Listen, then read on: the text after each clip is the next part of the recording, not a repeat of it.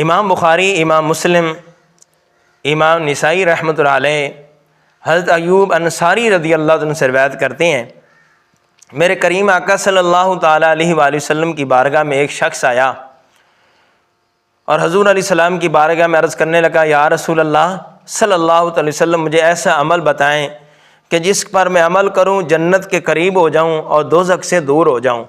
تو میرے کریم آقا نے فرمایا کہ اللہ تعالیٰ کی عبادت کرو، اس کے ساتھ کسی کو شریک نہ کرو، نماز پڑھو، زکوٰۃ ادا کرو اور اپنے رشتہ داروں کے ساتھ نیک سلوک کرو۔ تو حضرت ایوب انصاری رضی اللہ عنہ بیان کرتے ہیں کہ جب وہ شخص چلا گیا تو میرے کریم آقا صلی اللہ تعالیٰ علیہ وآلہ وسلم نے ارشاد فرمایا، اگر اس شخص نے اس پر عمل کیا تو وہ جنت میں داخل ہو جائے گا۔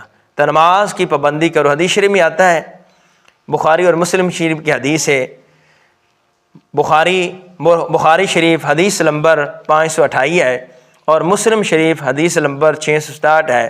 حضرت ابو ہریرہ رضی اللہ عنہ سے روایت ہے، میرے کریم آقا صلی اللہ تعالیٰ علیہ وآلہ وسلم نے ارشاد فرمایا کہ حضور علیہ السلام کے صحابہ کرام میرے محبوب علیہ السلام کے غلام بیٹھے ہیں۔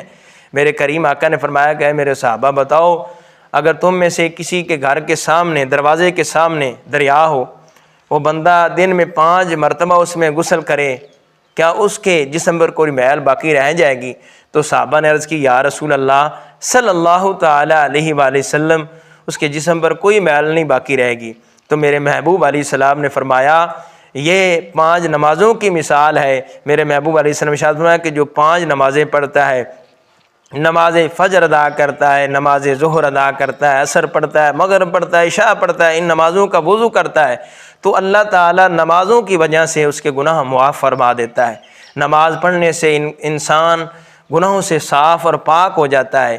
اللہ تعالیٰ کی بارگاہ میں دعا ہے کہ اللہ تعالیٰ ہمیں نماز پابندی کے ساتھ، ذوق شوق کے ساتھ پڑھنے کی توفیق عطا فرمائے۔